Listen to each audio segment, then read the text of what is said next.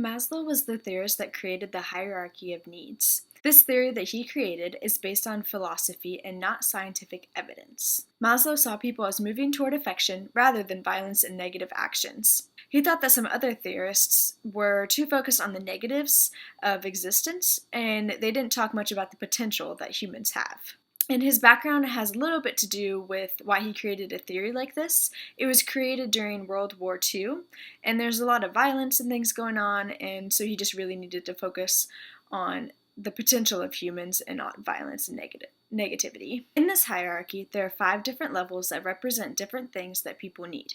The first level represents physiological needs, and this is your basic needs, such as food, water, air, sleep, reproduction, and clothes. The second level is security, and this is needs such as a shelter, job, resources, and health. The third level is love and belonging, and these needs are friends, family, intimacy, and feeling accepted and approved. The fourth level is esteem, and this is having confidence, achievement, respect, recognition, and status. The fifth level is self-actualization, and this is the desire to become the most you can be. Typically, people go through the levels in order. So, for example, you must have all of the needs on the first level met before you can move to the second, and you must have all of the first 4 levels completed before you get to the 5th. And it's important to note that people can move up and down this pyramid at any time. So if you're at level 4 and you have serious health problems, you could move back to level 1 because that's where health is involved and you need to focus on your health rather than other levels. So one thing that can happen is people can become hostile and they will feel like something is missing in their life. There are several things that can happen, and some of them are you're motivated by your own gratification, so you don't do things just out of what others think or say or any external gain you may get. You're more accepting of yourself and of others. You're more focused on problems outside of yourself and not just your personal issues. You're comfortable being by yourself without the need to always be around other people. You will have improved interpersonal relations. So there are many things that you can do to help students reach each level. And to help physiological needs, teachers can provide water and snacks for their students.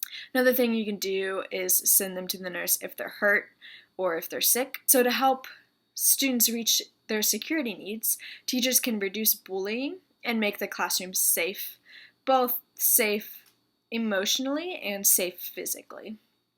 And to help students achieve their love and belonging needs, teachers can ensure every student has friends and just really be careful on choosing seating arrangements and groups and putting together people that will lift each other up and encourage each other rather than putting people together who may not get along.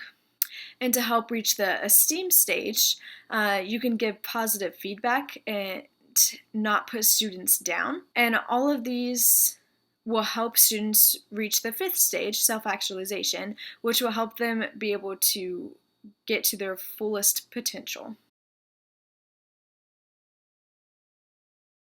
One personal critique that I have of this theory is it states that once you reach self-actualization, you'll feel like nothing is missing in your life, but I believe that you could still easily have something missing in your life until you have Christ in it. And another personal critique that I have is there are many poor people, specifically I'm thinking of like those in other countries that don't have much, yet they are so happy.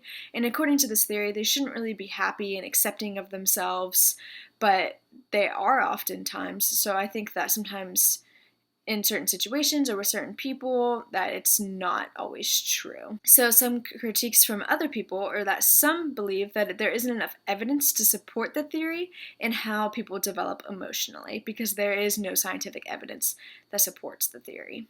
And then another critique that others have is that the hierarchy may be out of order for some people and some cultures. For example, some cultures may be more fixated on belonging over safety or esteem over belonging. So other cultures just have different priorities, and so this may not reflect those.